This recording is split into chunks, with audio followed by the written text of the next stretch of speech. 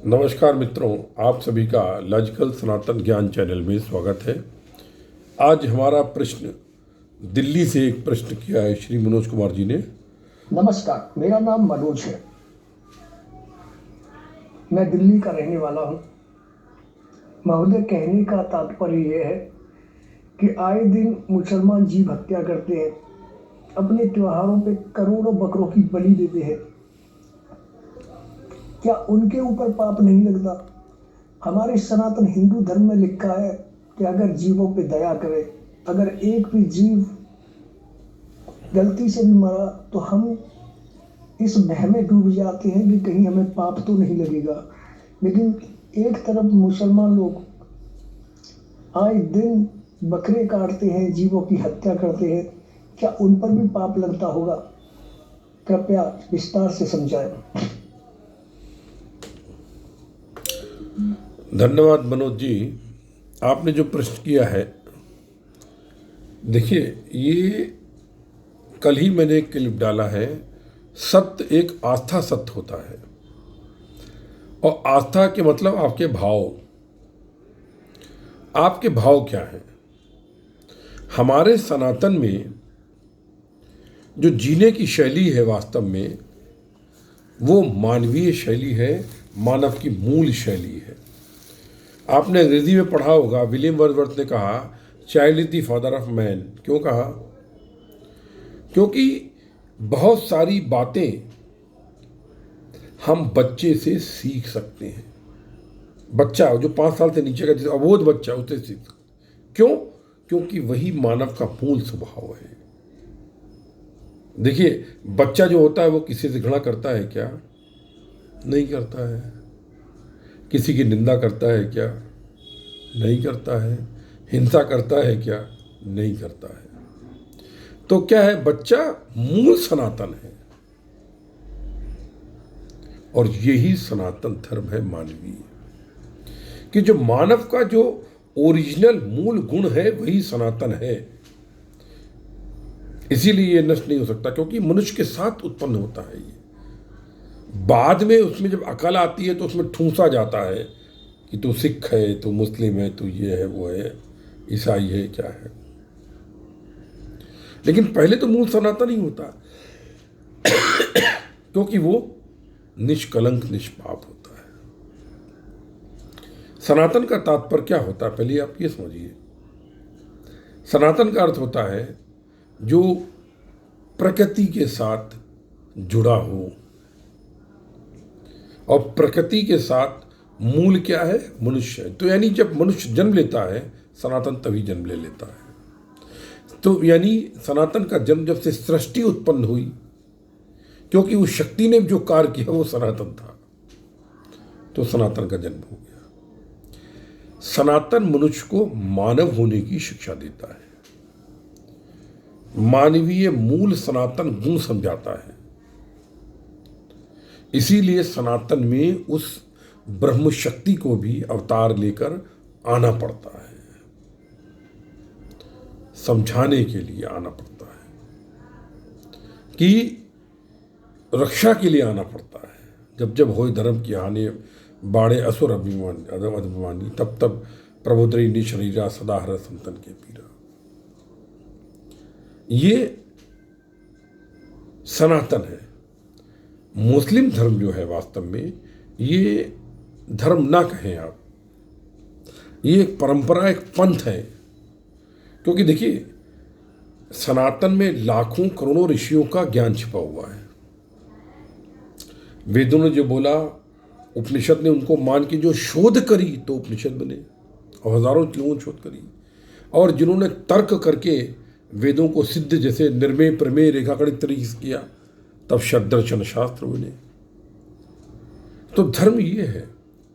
लेकिन कोई एक व्यक्ति एक झंडा लेके अगर चलता है तो वो धर्म नहीं, पंथ कहलाता है या संप्रदाय कहलाता है, जिसे मजहब बोलते हैं। जैसे मुस्लिम एक मजहब है, ईसाई एक मजहब है, धर्म नहीं है वो, क्योंकि उसमें कुछ मर्म है ही नहीं, ऊपर से ठूंसी गई बातें हैं। वो बातें नहीं है जो बच्चे में होती हैं, वो ना इस्लाम में है ना ईसाई में है। और दूसरी बात, इस्लाम एक युद्ध का धर्म है। आप देखें, बच्चे को बचपन से खतना करने से लेकर के मातम तक उसको एक योद्धा की तरीके से ट्रेनिंग दी जाती है, दुख और दर्द सहने की ट्रेनिंग दी जाती है, पीड़ा कैसे सहो और उस पीड़ा में भी युद्ध कैसे करो, घाव पे घाव खाते रहो। मुहर्रम क्या यही है? उसमें कोई खुशियों की, आपने कभी खुशियों का त्यौहार देखा? कोई त्यौहार खुशियों का नहीं होता है। खाली ईद को आप थोड़ा बहुत कह ले, लेकिन उसके पहले कितनी पीड़ा है, 40 दिन का। क्यों? क्योंकि वो युद्ध का धर्म है, वो युद्ध का एक तरह से पंथ था, युद्ध सिखाता है। दूसरी बात क्या है, आप अक्सर लोग मुस्लिम्स की बुराई करते हैं, वो गलत है। पाप से घृणा करो, पापी से नहीं। क्योंकि वो क्या करें, उनको ऐसा पढ़ाया गया है, क्या कर सकते हैं भाई वो? आप उनकी निष्ठा नहीं देखते हैं कि अपने कुरान पर वो कितना अधिक विश्वास करते हैं। अब वो उसने एक व्यक्ति ने सही बोला, गलत बोला, क्या बोला, नहीं बोला, हम नहीं बता सकते, हम नहीं, क्योंकि हम थे ही नहीं उस समय। कोई गवाही नहीं है, कोई प्रमाण नहीं है, कोई प्रमाण नहीं है। कुछ लोगों ने मिलकर जो हदीसें लिखी और वो वर्सेस लिख दी, वो सब बन गया कुरान। लेकिन फिर भी कितना यकीन करते हैं वो अपने ऊपर। आप में से कितने लोग मंदिर जाते हैं? राम मंदिर के लिए अगर 10 रुपये भी दिए तो उसकी फ़ोटो खींच के व्हाट्सएप फेसबुक पर डालते हैं कि हमने राम मंदिर निर्माण में 10 रुपये दिए। और वो,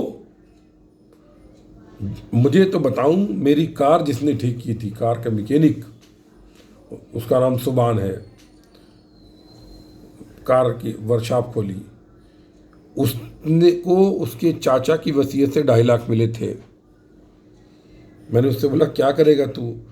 बोला इसको तो मैं मस्जिद को दान कर दूंगा।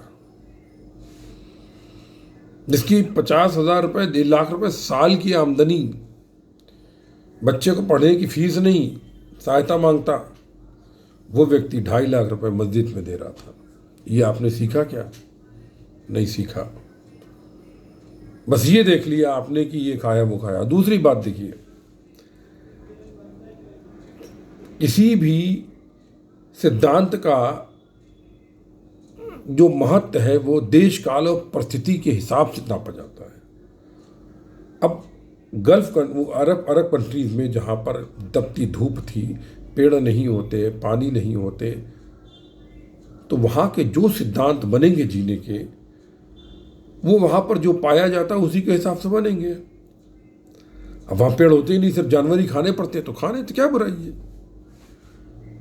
हमको भी यदि खाने को कुछ ना हो, मैं शुद्ध शाकाहारी हूँ, लेकिन यदि खाने को कुछ नहीं मिला तो सबसे पहले हमें अपने जीव को बचाने का अधिकार है। ये तो पुराण भी बोलते हैं, वेद भी बोलता है, हमको जीव बचाने का। अगस्त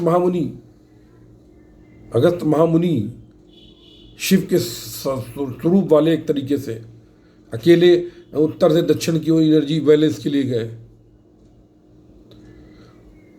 वो जब उठे थे तो उनको बहुत कस के भूख लगी, खाने को कुछ नहीं मिला, तो तुम बताते सड़ा हुआ मांस खाया उन्होंने। क्या बुराई है? क्योंकि उन्होंने मांस को मांस की दृष्टि से नहीं खाया कि तुम्हारा भाव था, कचरे के माफिक खाया। जैसे उन्होंने खीर खाते हैं वही स्वाद उनको मांस में आता है, वही इसमें आता है। जीव के लिए नहीं जीते हैं वो, भोजन जीव के लिए नहीं करते हैं, भोजन केवल शरीर के लिए करते हैं। और दूसरी बात, वो जब इतना अत्याचार करते हैं तो किसका नाम लेते हैं? अल्लाह को समर्पित करके। हमारे कुरान में लिखा है, विश्वास के साथ करते हैं तो उनके अंदर पाप की कोई तरंग पैदा नहीं होती, गिलानी नहीं होती। क्योंकि गिलानी जो होती है ये मनुष्य को बहुत पीड़ा देती है। लेकिन हमारे वहाँ बचपन से दया सिखाई गई है, तो हम चींटी को मारते हैं तो हमारे अंदर गिलानी आ जाती है, तो निश्चित रूप से हमको पाप लगता है।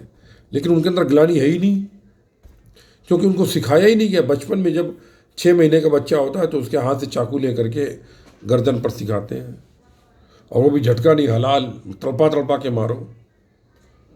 और फिर जो रक्त निकलता है उसको देख के बच्चा ताली बजाता है, लोग ताली बजाते हैं, तो उसके अंदर वो भावनाएं मर जाती हैं। गिलानी की भावना, पाप की, उसके अंदर जब भाव ही नहीं है तो उसको पाप कैसे लगेगा? क्योंकि पाप तो वास्तव में एक भाव की संस्कार है, भाव की पुनरावृत्ति। भाव क्या है? तो निश्चित रूप से मैं समझता हूँ पाप नहीं लग रहा, उन लोगों को नहीं लग रहा, हमको लगेगा, क्योंकि हम ये सोचते हैं ये पाप है, हमारी सोच है ये पाप है। उनके लिए वो पाप नहीं है, वो तो लिखा हुआ कुरान में, हमारे मौलवी साहब ने कहा है, सही होगा। तो जब उनके अंदर पाप का भाव ही नहीं पाता है, मतलब जैसे आप मेरी बात समझे, मतलब जैसे कि कोई पानी, एक गिलास पानी है कि नहीं है, जब पानी है ही नहीं तो पानी की बात ही नहीं। पानी है तभी तो आपको प्यास लगी। वही मतलब ये है कि जब वो पाप है ही नहीं उनके वहाँ, पाप नाम का शब्द ही नहीं है। पाप नाम का शब्द यही है कि जो लिखा है उसके विपरीत के तो पाप है। तो जो लिखा है वो सही मानते हैं, उसके अगेंस्ट में उनके पाप का वो फीलिंग ही नहीं आता है। जब फीलिंग नहीं आता तो पाप कहाँ से हो गया? लेकिन यदि आप हिंदू, क्योंकि हमारा जो मूल है सनातन है, दया है, मानवता का है, तो हमको मालूम है पाप क्या है, पुण्य का। उनको पता ही नहीं पाप क्या है। दूसरे को मारना, उनको तो ये पता है काफिर को तो कैसे भी मारो, कुछ भी करो, दुनिया की सारी औरतें, सारी लड़कियां, सारी संपत्ति तुम्हारी है, तुम्हारे भोग के लिए दुनिया पैदा की गई है, ये सिखाया जाता है। तो उनके पाप की फीलिंग ही नहीं है ना। तो ये चीज़ समझने की है बेसिकली। हाँ, वो बात अलग है, ये मेरा विचार है, और मैं कहता हूँ कि यदि मनुष्य को मृत्यु के बाद भी शांति चाहिए, एक अच्छा लोक चाहिए, तो उसको हिंदू के रूप में मरना जरूरी है, ये मैं जानता हूँ। इसके अलावा कुछ नहीं कह सकता मैं, क्योंकि वो जन्नत के ऊपर कुछ मानते ही नहीं, तो कहाँ से उनको मोक्ष या शांति मिलेगी? और वो जो लिखा हुआ उस किताब में वो सही है गलत है, दूसरी बात क्या है, ये भविष्य पुराण में बताया गया कि जो शुक्राचार्य थे, इन्होंने शिव से प्रार्थना करी, प्रभु आप सब राक्षसों को मार देंगे तो ऐसे कैसे काम चलेगा। तो उन्होंने उनको अमृत कलश दिया, बोला इसको ऐसी जगह जाके गाड़ो, अपना शिवलिंग दिया सॉरी, जहाँ पर कोई पहुँच ना सके। तो उन्होंने वो शिवलिंग ले जा करके मक्का में गाड़ा।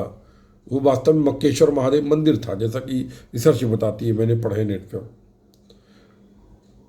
क्योंकि वो जो बिल्डिंग है उसके अंदर, काबा के अंदर एक शिवलिंग है, जैसा कि लोग बताते हैं, फ़ोटो भी आई है, शायद वहाँ पर सऊदीया के बादशाह ने उसको हटा के सफाई वफाई करवाई थी, तो शिवलिंग की फ़ोटो किसी ने खींच के भेज दी थी, वो नेट पे वायरल है, फेसबुक वगैरह पे।